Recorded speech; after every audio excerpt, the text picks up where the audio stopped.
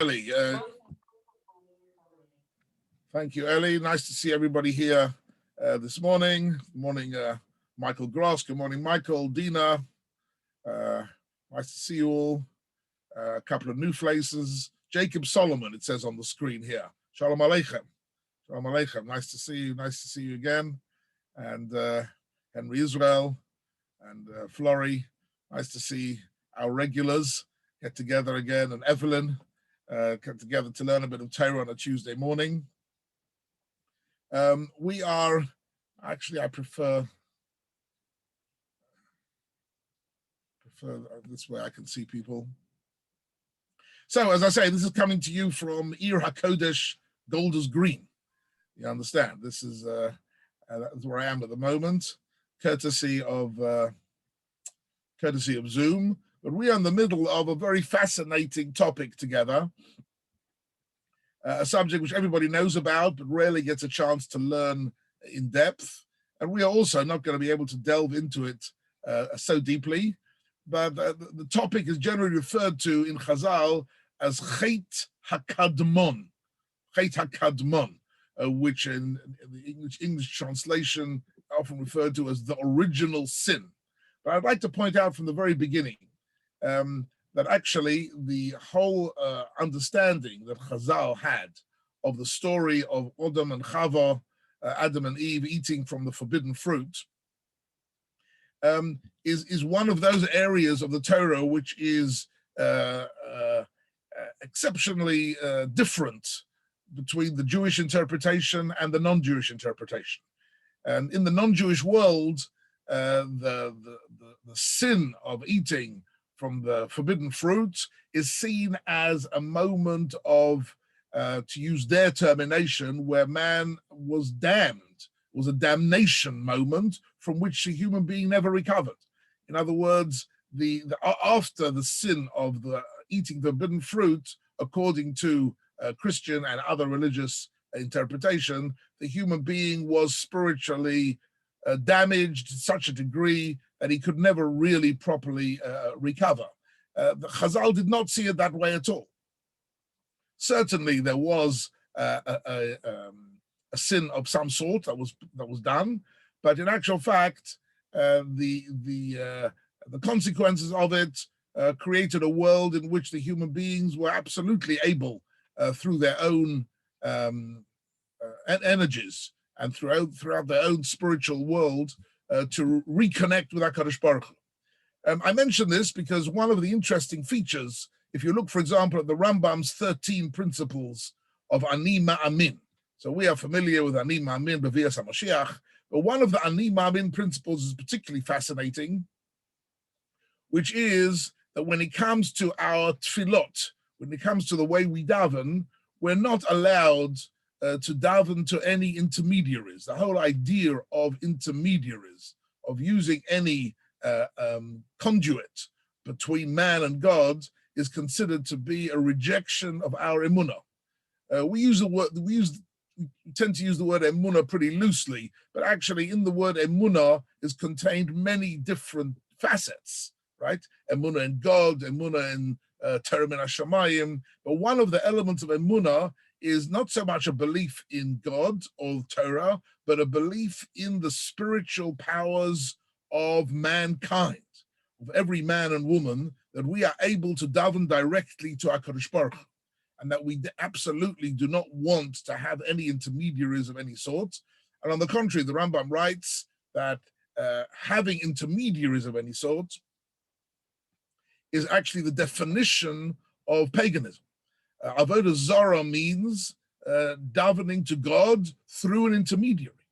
And that's why, for example, Christianity, even though the Christians do believe in one God and they believe in the God, the creator, and they have several aspects of biblical faith, nevertheless, because they believe that we can only connect to God through their savior. In other words, they believe in what Chazal calls shituf, that a human being needs an intermediary to connect to HaKadosh Baruch Hu. And if you drill down into the theology of the church, you will find something very fascinating, that the reason why the human being needs their savior in order to connect to God is because of this original sin, is because man committed this particular sin. From then on, he was no longer able to connect to HaKadosh Baruch Hu. He needed to have some pure soul of some sort who was brought into this world specifically to connect us to God. So this, from a Torah point of view, this is a fundamental heretical idea. The idea of the Torah is that we daven directly Baruch Atah.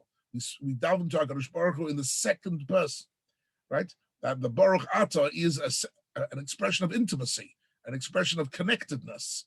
That Klal Yisrael, that the mankind did not lose his connectedness because of any aveirus. Even after any sins that have been committed, the human being is still able to connect to HaKadosh Baruch Hu, and looking for a conduit to connect us to God is in fact a denial. It's not so much a denial of God, it's a denial of the spiritual potential of the human being.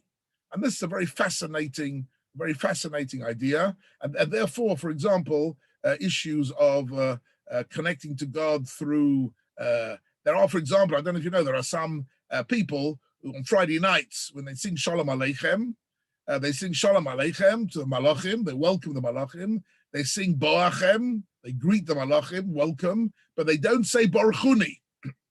There are some, in Yerushalayim, there are some, the Minhag Yerushalayim in some places is, we don't say Baruchuni L'Shala because we don't ask Malachim for a bracha. We only ask a bracha from HaKadosh Baruch Hu directly. So I'm not quite sure who actually was the author of Shalom Aleichem.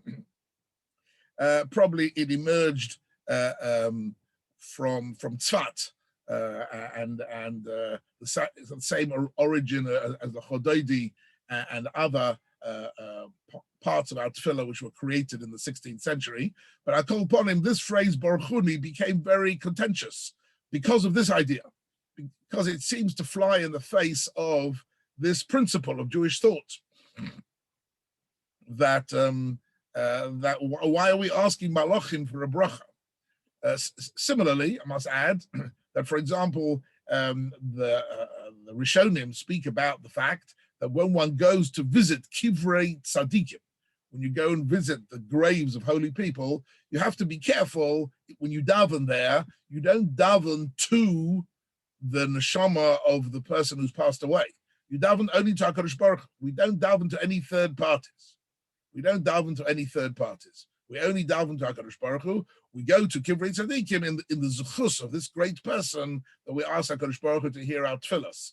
But the idea of a direct tefillah, an unmediated a connection between man and God. So other religions take the view that this hate of the Eitz Hadas, this original sin, destroyed the possibility of having unmediated connection to HaKadosh Baruch Hu. But in the Torah, that is absolutely not the case.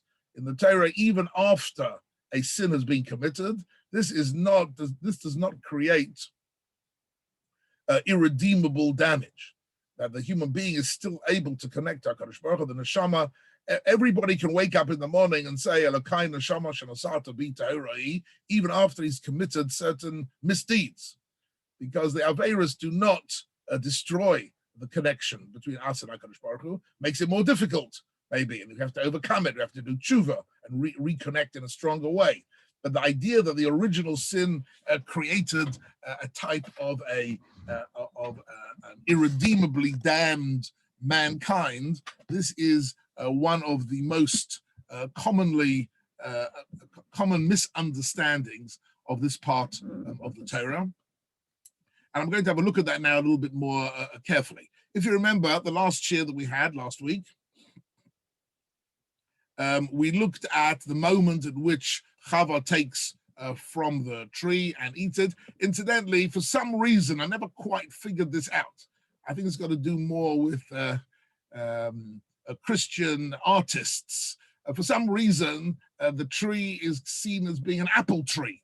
I'm not sure where this apple came from, quite frankly. The apple is not in Chazal, it's not in the Chumash, and it's not in the Midrashim. There are several different opinions about what sort of tree it was and what fruit it was that Adam and Eve ate, but apple is not one of the options in our Jewish literature. There are several different suggestions what it was. I have a feeling it comes from Renaissance Christian artists who depicted the tree as an apple tree. I'm not quite sure exactly why it has to be an apple. I've got with Rahmanis on the humble apple that is being depicted as the forbidden fruit. Not quite sure exactly why that is the case. It's certainly not part of our tradition that this was an apple. The Medrash says that it was, for example, a fig. That it was a fig because later on they used fig leaves to make clothes for themselves. So the Medrash says they used fig leaves because it was because of the fig that they had sinned, and so they ate figs. But anyhow, it's an interesting detail in the whole story that the actual fruit itself is not is being depicted also falsely by Christian art. So one doesn't want to believe Renaissance artists too literally. So we're going to have a look at a few psukim and a few mefarshim and see how we can make a bit of progress. Let's see if my screen share works.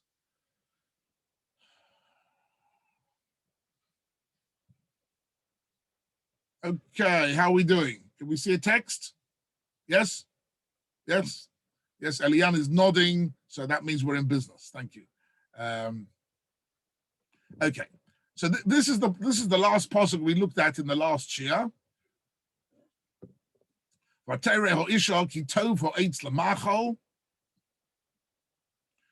she saw that it was wonderful to eat. I paused on this last week, if you remember. This particular phrase is very powerful.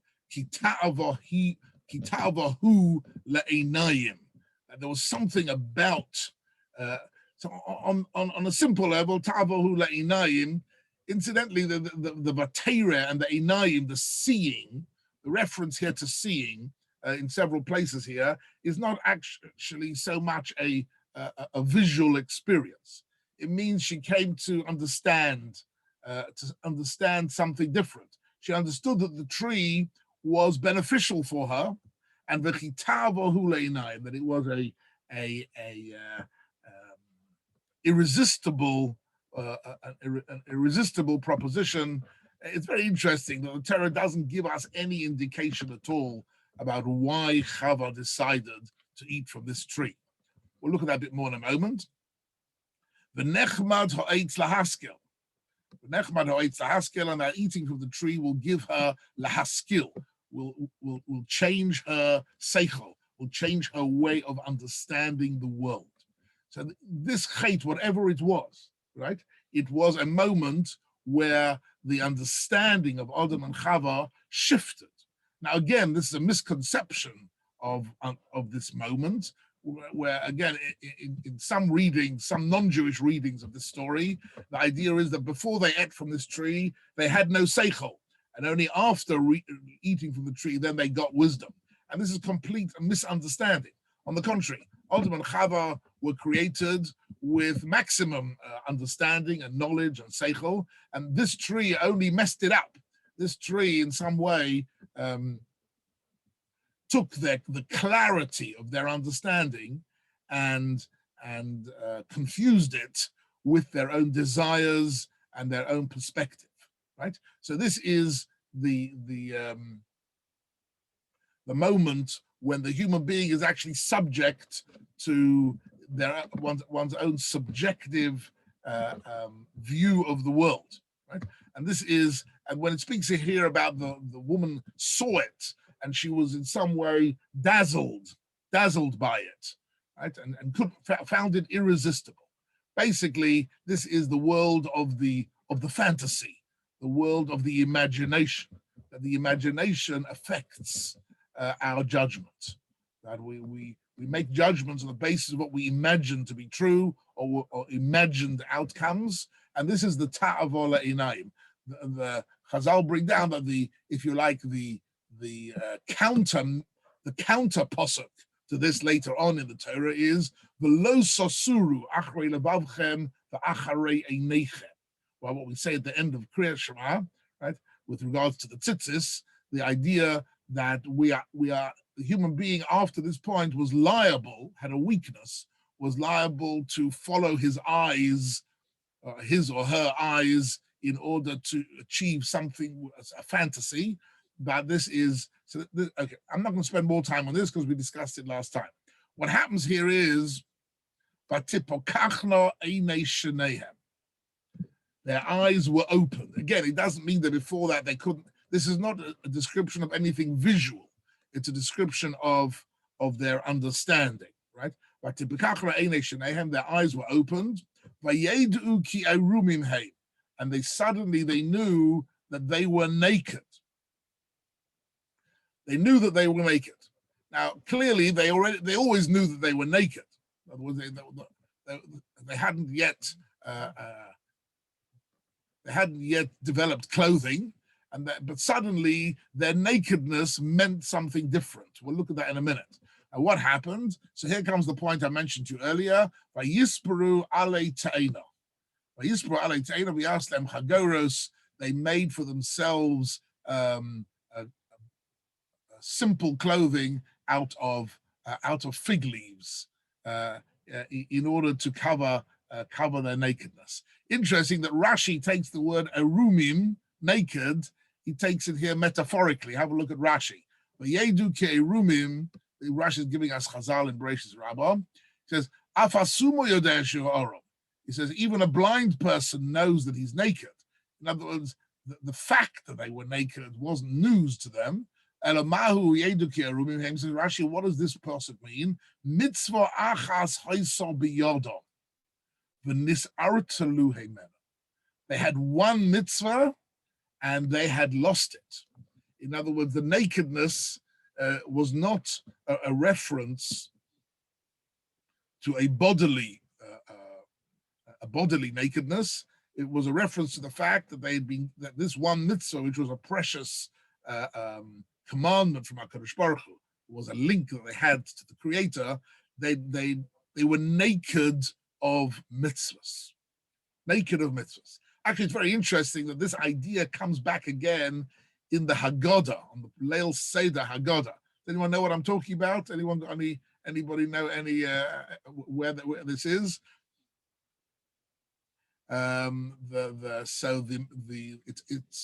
We quote at one point we quote a pasuk in Tzeil Mad. There are several psukim that are referred to in Tzeil Mad, and this is a pasuk in Yechezkel, where the pasuk in Yechezkel says, "Ve'evor olayich ve'eich mispaseses b'domayich ve'omelach b'domayich chayi, b'domayich chayi." So that pasuk is brought down on Seder night that HaKadosh Baruch Hu looked at Klal Yisrael, but if you look at the previous pasuk, it says, "And I saw va'at orom ve'erio." I saw that you were naked. That God looks down at the Jewish people in Egypt, and he says he saw that you were naked, and therefore he gave them b'domayich chayi. So say Chazal, which is Rashi on Parshas Boi, say Chazal that HaKadosh Baruch Hu saw that the Jewish people were naked of mitzvahs. In other words, they didn't have the ability. They had no mitzvahs to occupy themselves with in order to merit Yetzias Mitzrayim. So he gave them the B'domayich Chayi. B'domayich Chayi is repeated twice because it's referring to Dam Pesach and Dam Milah, the blood of the Korban Pesach and the blood of the Bris Milah. Now, of course, the Bris Milah had been given already to Avraham Avinu centuries earlier, but it's only now that they got the halacha that Kol Orel Lo Yochel Bo, that you couldn't eat the Korban Pesach. A man could not eat the Korban Pesach if he didn't have Bris Milah. So they had to have Bris Milah and Korban Pesach, and that was, but what's interesting is that the Pasuk says, HaKadosh Baruch Hu gave it to the Jewish people because he saw them Oroim. Oroim means naked. So naked in this sense means spiritually naked, spiritually without any clothing, without any merits of any sort. And the origin of that comes from here, from this Rashi. The Rashi says that Adam and Chava realized that they were only given one mitzvah, and they had violated it, And in that sense, for Yedu Erumimheim, they realized they had done something wrong. So this is the first moment of busha, really, if you like. They're embarrassed, they're ashamed. The shame comes from the realization of the mistake that they've made. Is it possible to ask a question? A clarification question, yes. Yeah, how is this not pshat? Because that must be drush, because according to pshat, they became embarrassed and they needed to clothe themselves. Yes, all right. Yes, okay. So that's pshat in the pasuk.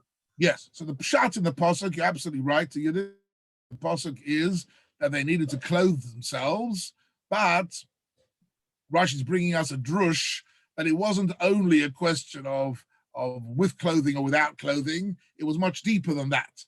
They had a realization that they had lost the most precious thing that they had, which was the mitzvah of HaKadosh Baruch Hu. Of course, it also means that they were actually physically naked. The point is, though, every human being is naked. There was nothing intrinsically embarrassing about being naked. What's embarrassing about being naked is the perception of nakedness and the association that we have with nakedness, which they didn't have previously. Previously, nakedness was a natural state of being because it had no associations or fantasies connected to it of any sort. So now it was simply because the clarity of their vision and the clarity of their mind was such that it wasn't affected by any fantasy of any sort. And now, after the Eitz Hadas, the intelligence and the understanding and the koach hadimyon, the imagination, the fantasy were all mixed together. Anyway, so Rashi continues making the point that I mentioned a few moments ago: alei te'ena, fig leaves. Fig leaves. Says Rashi, hu ha'eit she'achlu mimenu. So this is Rashi's pshat here, that the tree was a fig tree. So that's it, ladies and gentlemen. Next time you buy figs and you serve figs at the table, bear in mind that the figs and the fig tree have not such an illustrious history. They're part of the Chet HaKadmoim, right? It says Rashi, B'dovash niskalkalu bo nitkelu.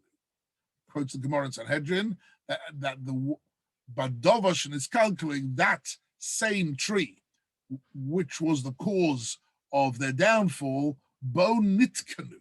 That tree itself provided them with the tikkun, with the solution. In other words, the tree provided the problem and the solution, which is also an interesting idea. I won't go into it for the moment, but actually, in a sense, HaKadosh Baruch Hu definitely gives us a world in which there are opportunities for aveirus, for misdeeds, but Dovash Niskalkulu Niskanu is a general principle that within the world that HaKadosh Baruch Hu has given to us, there is an equal amount of opportunity for making a tikkun, for remedying anything that one has done wrong, and often in the same way that one has slipped into a misdeed, one can find a tikkun. And Rashi says, brings the medrash, the other trees prevented them from using their leaves for exactly what that means. The medrash here is, if you like, taking us into a world where the trees, some sense, have got have an opinion, right? And the other trees, they couldn't take leaves from other trees because the trees wouldn't let them. Why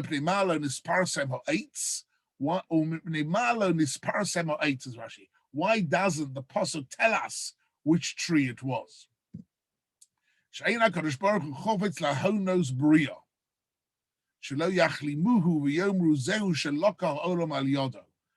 Rabbi Tanchuma. So he's quoting Rabbi Tanchuma. HaKadosh Baruch Hu didn't want to, in some way, insult the tree.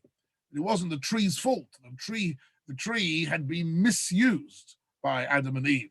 It wasn't the fault of the tree, and therefore the tree wasn't named and shamed in a certain sense. And therefore, in a sense, Rashi is telling us which tree it was is irrelevant to the story. But Chazal had a Maseira that it was a fig tree. There are other views in Chazal as well. But one thing is for sure, nowhere in the in Chazal, in the Gemara, or the Medrash, to the best of my knowledge, always dangerous to say that because there's always some bright spark who finds some sort of reference somewhere that I've missed. But to the best of my knowledge, nowhere is there any suggestion in Jewish sources that actually it was an apple. There we go. On the contrary, the apple is usually a very positive symbol in Shir Hashirim and in other places. Tachas tapuach, the reference to the apple is a positive one. Okay, let's move on here for a few minutes. So the Malbim says a couple of interesting points here. I'd just like to mention to you. What happened to them? Their eyes were opened. Kwakosov memvov nun. So this is an abbreviation not so commonly used, but it's one of the Malbim's favorite Sfarim, which is the Meir Nevuchim, the Rambam's Meir Nevuchim, arguably one of the most complicated and incomprehensible books of Jewish philosophy ever written. The Guide for the Perplexed, so much so that many have said over the years that it's called the Guide for the Perplexed because after you've written it, after you've read it, you're more perplexed after you've read it than you were before you read it. So actually, the Meir Nevuchim is a very complicated sefer, not for the faint-hearted at all. But in it, he brings down Sheish Hevdel ben Pikeach or ben Patach. These two words are connected, Pei Kufches and Pei Taf Ches. They are connected in Hebrew. Shapakicha Yesoras HaMichse. But Tipakachno means that there was some sort of a michse, there was some sort of a veil which has been lifted. In other words, they didn't see now anything that they hadn't seen beforehand. That's the point I made before. In other words, when they saw themselves naked, they'd always known they were naked. But subjectively, in their mind, it now meant something different. A veil had been removed, and they saw it differently. Their eyes were always open. In other words, they weren't walking around with closed eyes, and suddenly their eyes were open. It means they suddenly perceived it differently. It suddenly had a new perspective. What was, so the Malbi wants to look a bit more closely. What was it that they saw now that they didn't see previously? Says the Malbi, V'ra'u mashara'u ato. So actually, visually speaking, they could see now what they saw before. Nothing new. They didn't see any new facts. They didn't see any new objects. They didn't see anything new in the world. But previously, nakedness was not associated with anything shameful or embarrassing. Because they didn't have in their mind any fantasies of desire. They had no images or fantasies of desire. And they would get together, Adam and Eve, in order to procreate, but without the whole dimension of desire and fantasy. It was simply a natural act, like having a glass of water. In other words, the act of procreation was nothing special about it. It wasn't anything which contained or was connected to any thought other than a simple physical act, which they would do together, like shaking hands. They would get together in order to procreate. So there's right? Every part of their body was just one part of their body, like their hands and their feet. Like one isn't embarrassed about one's nose or one's mouth or one's face. But now says the Malbim, this was the main impact of the Eitz Hadas, that the images of fantasy and desire had become greatly amplified, and that became very powerful. And once that became powerful, Nischadesh Lahem, he says, Nischadesh Lahem Yediah Chadasha. They suddenly understood something different, a Yediah Chadasha, a new understanding. Mashalo Yodu Mikodem, which they hadn't seen before. Shegilu he'erva hubusha. That nakedness contains a certain element of shamefulness and embarrassment, but that's only because of the fantasies which are connected to it. While Zeh Amru v'yodu ke'erumim heim v'lo amru v'yiru. Doesn't say they saw something they hadn't seen before. They saw it all along, but just for yodu, they suddenly understood perspective. There was nothing new that they saw. Rakbi di osam in their knock. It's the Malbim, as he often does, he just takes us a little bit deeper into our understanding of what was going on here, and that suddenly they saw the world differently, and the world of clothing was brought into existence. It's interesting, and some of the Mefarshim speak about clothing as the hallmark of the difference between the animal kingdom and the human world. So we don't find animals are ever in the least bit interested in clothing. Animals have got intelligence, animals have got energy, animals have got instincts. The animal world in many ways is similar to the human world. But the activity of clothing is something which is a unique human, it's a hallmark of mankind, and it's connected to this topic. I'm not going to go more about this, but it is actually a very interesting topic. Rabbi, it seems like it's a higher level of consciousness than the animals to have this sense of shame and busha and needing to be private and modest, not a lower level. It's a higher level. Man is distinguished from the animals in that way. Absolutely. It is a higher level, but it's a level where they understood that somehow this new awareness of theirs was something which was in contrast to their spiritual destiny or their spiritual nature. The conflict between the spiritual nature on the one hand and their nakedness on the other hand, that suddenly hit them. Previously, they hadn't felt there was any contradiction, like there was no contradiction between their spiritual nature and having a glass of water. It was simply a simple physical act, which didn't in any way undermine or change their spiritual nature. From now on, this was something which became a problem for them.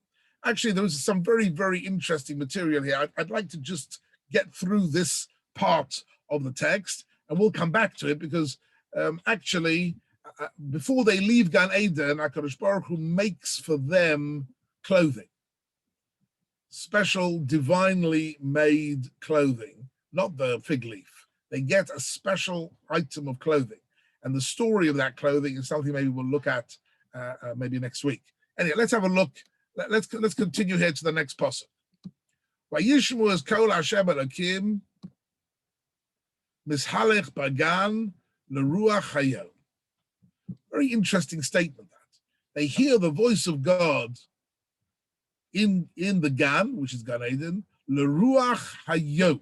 Not quite clear what leruach hayom here means, right? He translates here somewhat, I think, strangely, in the breezy time of day. I'm not quite sure what a breezy time of day is, right? The Ruach Hayom. There's something here about the Ruach Hayom, but already here there's a very interesting fact, a very interesting point here being made in connection with my introductory statements, that even after they had done the Chait, they still were able to hear the voice of God. In other words, their prophetic abilities of Adam and Chava to connect with HaKadosh Baruch Hu, they had not been disconnected. You might have thought God gave them a mitzvah to do, they'd violated it, and therefore that somehow disconnected them from HaKadosh Baruch Hu. But the immediate next pasuk is, right, that they heard the voice of God in the Gan. We'll see in a minute what Ruach Hayom means. And here comes an interesting thing.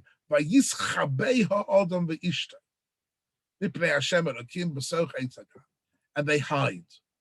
The idea of the human being hiding from God is a very fascinating theme throughout the Tanakh. The tendency of the human being, out of some sense of shame or some sense of inadequacy, to try and hide. Of course, everybody understands that you can't hide, right? Rationally, we understand that you can't hide, but clearly, a consequence of doing the Aveira is to want to hide from God, to in some way want to disconnect, not wanting to be seen by HaKadosh Baruch Hu. The whole idea and the theme in the whole Torah between being seen by God and hiding from God is a very beautiful and fascinating theme. We find, for example, that at the Akedah, right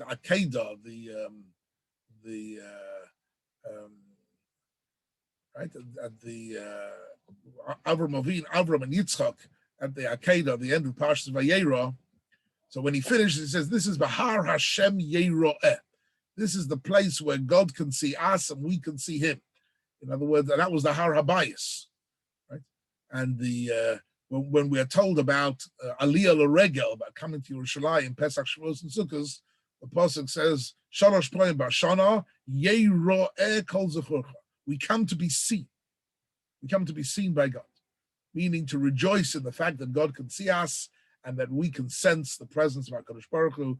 But here, in the immediate aftermath of the Aveira, they were hiding. In a sense, they felt a sense of shame. We'll look at this a bit more in a moment. So I brought here a medrash, an interesting medrash. Omer Rab Chalina bar Papa, Vayishmu Shamu Kolom Shamalachei Ashares. They heard the voice of the Malachim. Shahayu Omri Mishalech. Koloma Mishalech also Shebagon. In other words, the Malachei Ashares were talking about Adam and Eve, who were mithalech, who were walking around in the Gan. But the Medrash understands that the mithalech was a reference to their demise. They were in the Gan, and the Malachim were concerned that Adam and Chava now would be destroyed. Amalei HaKadosh Baruch Hu, here comes an interesting piece of drush. Amalei HaKadosh Baruch Hu, L'ruach hayom. Okay, so here the Medrash comes along and gives a bit of an interpretation. If you remember, when we looked at the pasuk, it was a bit strange. Yishma as Kol Hashem Elokim, they heard the voice of God. What does it mean that God was mishalech bagan l'ruach hayom? What could that possibly mean? That it was, so the Medrash gives us an interesting interpretation of the word ruach, right? That ruach, of course, means wind on the one hand. It also means ruach as in ruchnius, as in spirit, but it also can mean something else. It comes from the word laharviach or revach, like revach v'hatzala yamad laYehudim b'mokam acher, right? Revach means to find space, to find a place for something which previously you thought had no place. That is the revach.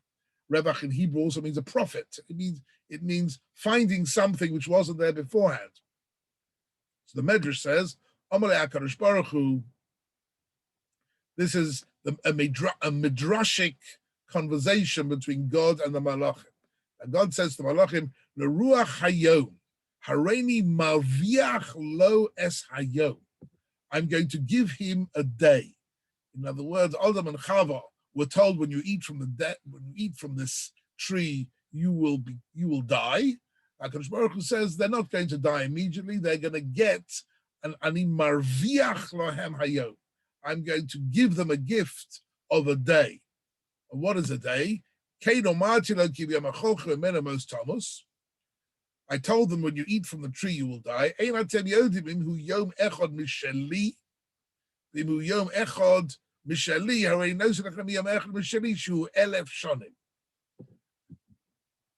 that the one day in the eyes of God is seen as 1,000 years.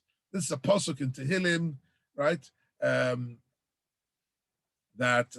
Elef Shona Kiyom Echad, right? In Tehillim, there's a pasuk which says that in the eyes of HaKadosh Baruch Hu, 1,000 years is like a day.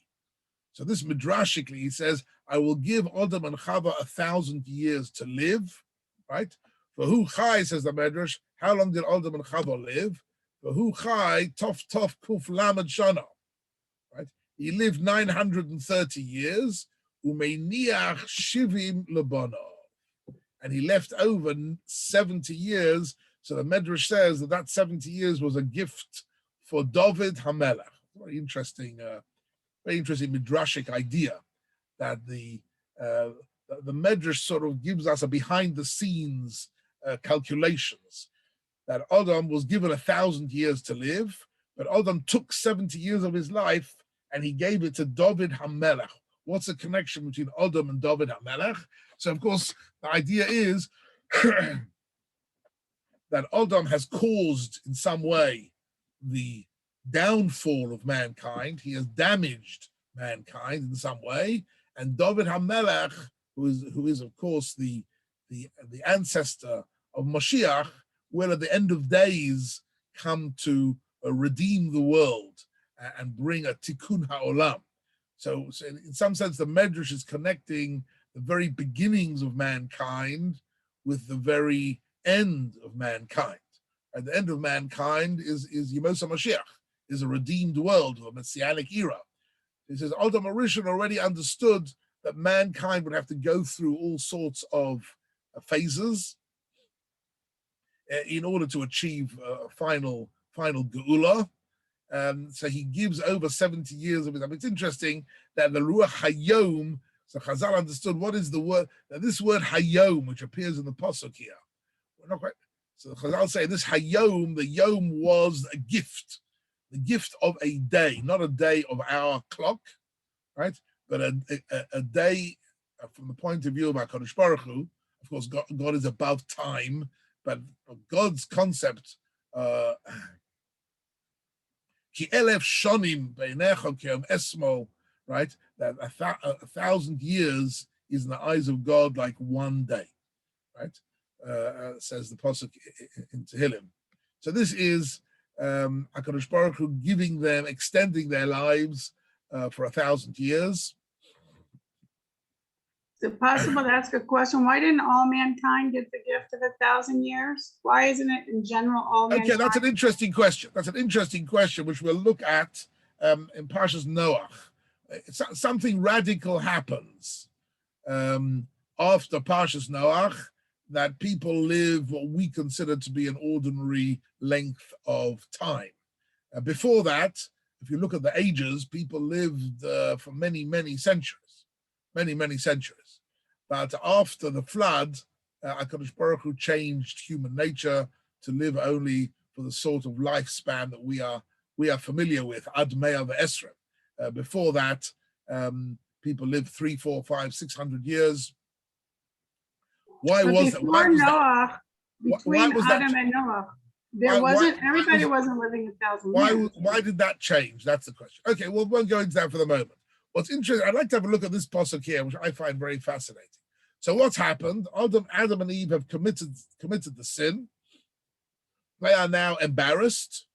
They're hiding from God, in inverted commas. In other words, they're embarrassed to face God because they know they've done something wrong. Vayikra Hashem Elokim el ha'adam vayomer lo ayeka. HaKadosh Baruch Hu turns to man and he says to him, Ayeka, where are you? This is a very strange pasuk. I think you'll agree with me. What does this pasuk mean? Where are you? Right? Where are you? Clearly, HaKadosh Baruch Hu knew exactly where they were. So again, the Ayeka, we're familiar with the word Aye. Aye means where. Right? Ayeka, where are you? So, does anybody have any offers on what could it mean that God is asking Adam and Chava, where are you? What could that possibly mean? it's a very strange part of the whole dialogue here in Bereshit chapter 3. Where are you? So you find that a few times in the Torah that where HaKadosh Baruch Hu, I'll give you an example. In Parshas Balak, right? Just recently we learned Parshas Balak and the whole story of Bilam. Right? Let me just. We recently read the whole story of Bilam, who is also a very strange personality in the Torah. On the one hand, a Rosha, on the other hand, a Novi. We don't find that anywhere else, that combination, that he hears the voice of God. But what happens is, if you remember, the king of Moab sends dignitaries, sends ambassadors to Bilam to try and get him to curse the Jewish people. And what happens is overnight, God appears to Bilam. And what does he say to him? Anybody remember? What is the first thing God says to Bilam in his Nevuah? He says to him, Mihu anoshim ha'ele imach. Who are these people with you? Who are they? Right? So there are various different ways to understand. Again, it's a strange thing. Why is God asking, who are they? Of course, he knows who they are. In the same way as why is he asking Adam and Eve, where are you? He knows exactly where they are, right? So what's interesting here, so first of all, some of the Mefarshim say that Mi Anoshim Ha'ele Imach is not meant to be a question which looking for an answer. It's meant to be a rhetorical question of contempt. He's not asking Mi Anoshim. He's saying, Mi Anoshim Ha'ele Imach. Who are these people? They're lowlifes. Why are you mixing with these sort of terrible people? That's maybe one of the Perush, that's the Kliyaka, one of the Perushim there. But another Perush there, which is much better, I think, is Mihu Anoshim Ha'ele Imach means I, HaKadosh Baruch Hu, I know who they are. Who do you think they are? In other words, he's asking them for a subjective evaluation. When you ask somebody, where are you? You're not asking Adam and Chava, where are you located on the GPS? What is your where are you in the longitude and latitude? Where are you located? He's not asking for a physical description. He's saying to them, where do you think you are? Where do you think you've arrived at now? You've done an Aveira. Where do you now think you are? In other words, how do you see your lives continuing after this point? That's where he says, Ayeka, where are you? Where are you? The implication is spiritually you are lost, but you can find your way. You've got to decide, where are you? Right? The Ayeka question is a very, one might say, existential question, which HaKadosh Baruch Hu asks every human being. Where are you in your life? Where are you in relationship to God? And what is the way forward? That's what Ayeka here means. It also has midrashically a very interesting another level of meaning, as we've seen a few times in the Torah. The Shivim Ponim LaTorah. The Torah has a multi-layered level of meaning. Is that the word Ayeka also? Second, the word Ayeka. I want you to have a look at this word Ayeka. Right? What else do you see in the word Ayeka? What other word is hidden here in the word Ayeka? I'll give you a hint. It's coming up. The Kafeh, no, that's not what I'm looking for. I'm sure there's quite a lot here, but it's coming up very shortly. On Tisha B'Av. Oh, yeah. Eicha. Word Eicha, Aleph Yud Kaf Hey, is written here in the Ayeka. Can you see that? Mm-hmm. Eicha. And Eicha, of course, is also a very strange Hebrew word, Eicha. Of course, it's the opening word of the Lamentations of what we read on Tisha B'Av night. Eicha, the saddest text in the whole of the Tanakh, describing the weeping and the sadness, the extreme sadness at the destruction of the first temple. But the word Eicha actually comes from the word Eich. Eich in Hebrew, Aleph Yud Kaf, simply means how. And it's used in modern Hebrew all the time. Eich, how is it supposed to work? How do I get there? You say Eich, Aleph Yud Kaf. And Ayeka is simply an emphatic form of how, meaning, how could this possibly have happened?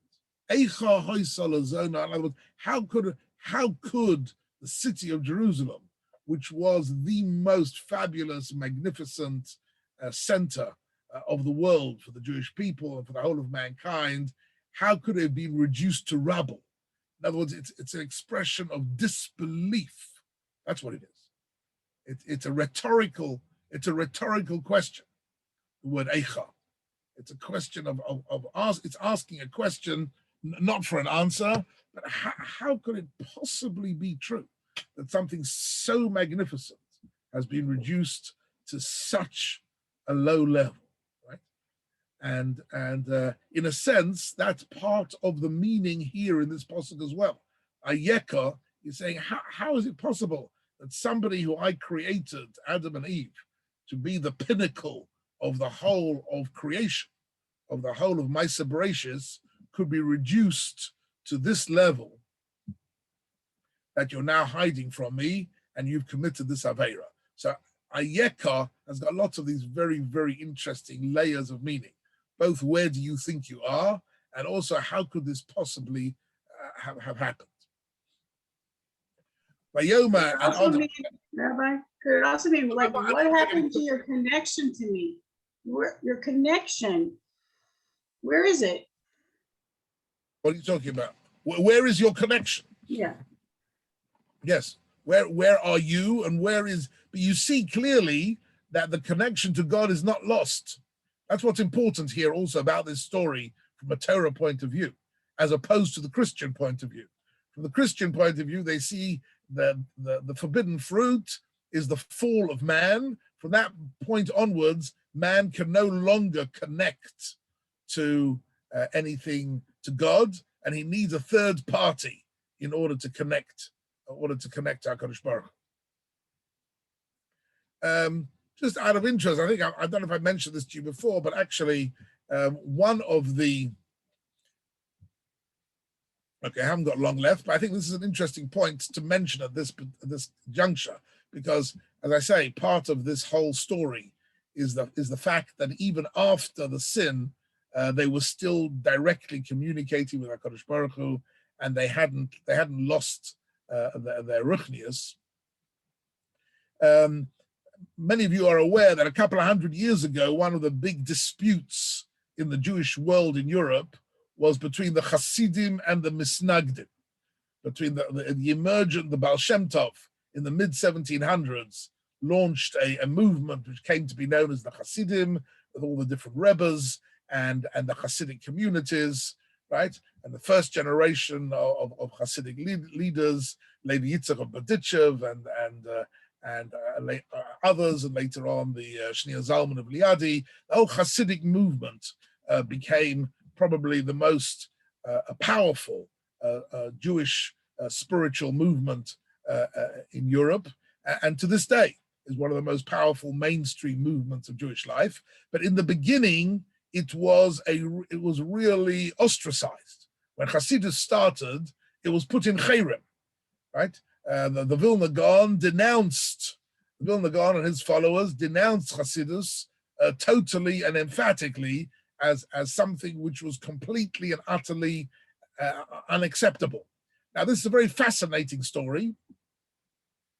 And later on already even 50 years after the Vilna Gaon's life, that was no longer the case. The Hasidic world was accepted into the Orthodox mainstream world. But in the beginning, there was this incredible, I would say, nuclear explosion between the Hasidim and the Misnagdim. Without going, of course, what was at the heart of it, there were several different points, but just what is Nogea, what is connected to what we're discussing today, one of the most explosive issues, right, was the idea, which was written in some of the earlier books of the Hasidus, particularly a book called Toldus Yaakov Yosef. Yaakov Yosef of Polonia was one of the Talmidim of the Baal Shem Tov, and he writes something which at the time he meant very positively, but actually was seen by the Vilna Gaon as a major heretical statement.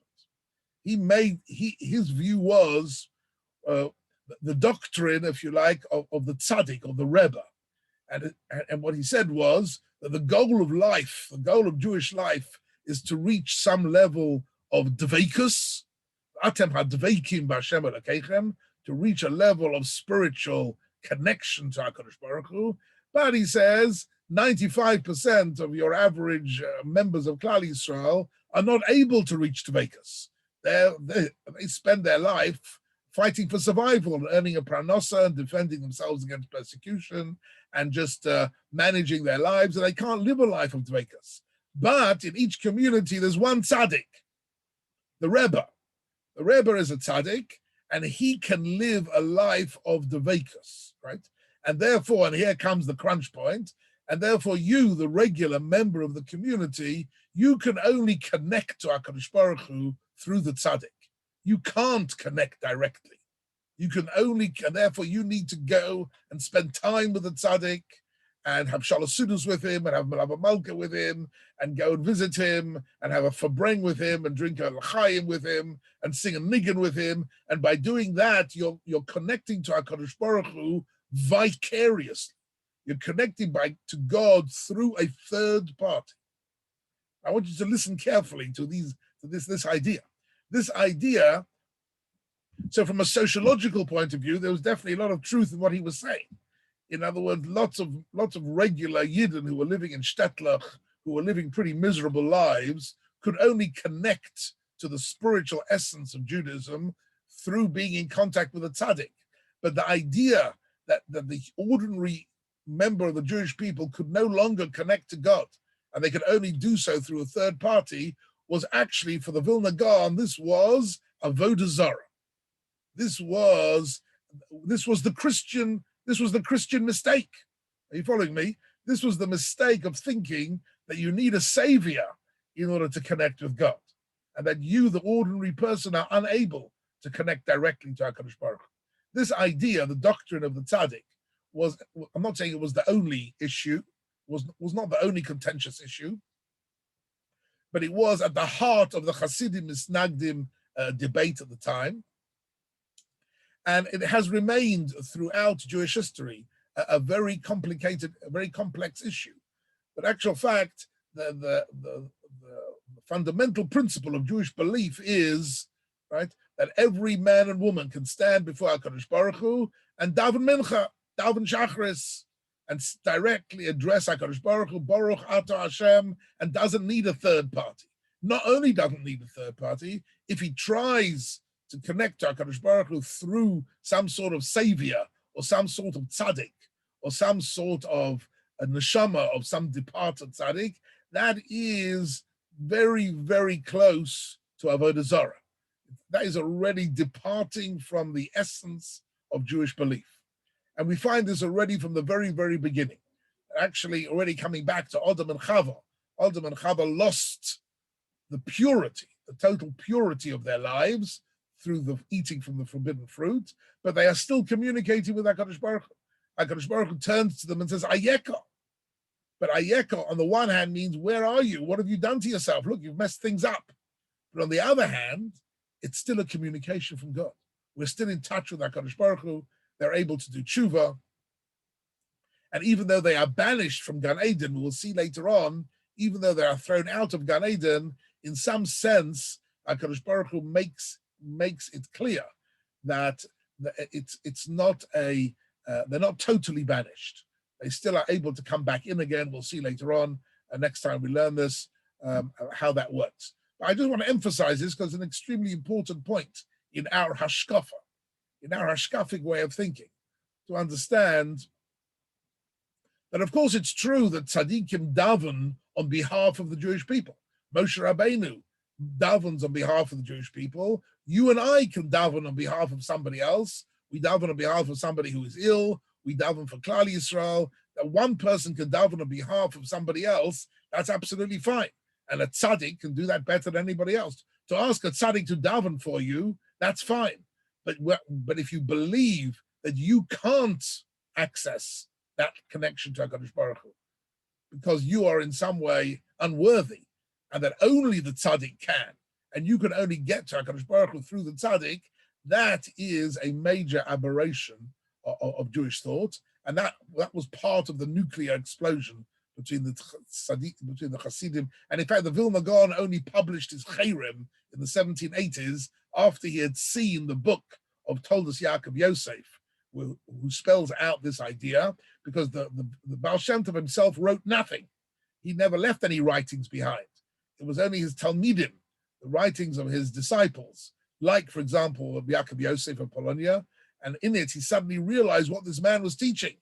And he was teaching the doctrine of the tzaddik, which he considered to be totally unacceptable. And that was interesting. It's actually an interesting and very fascinating principle of Torah life, which you have to bear in mind when you read Bereshis chapter 3. That's it, ladies and gentlemen. That's it for today. We've had an interesting little bit of a snippet out of Bereshis chapter 3, a very foundational insight into Adam and Chava. And so no longer will you say they ate from the apple, ladies and gentlemen. I don't want to hear you ever say again they ate from the apple. Either you can say they ate from the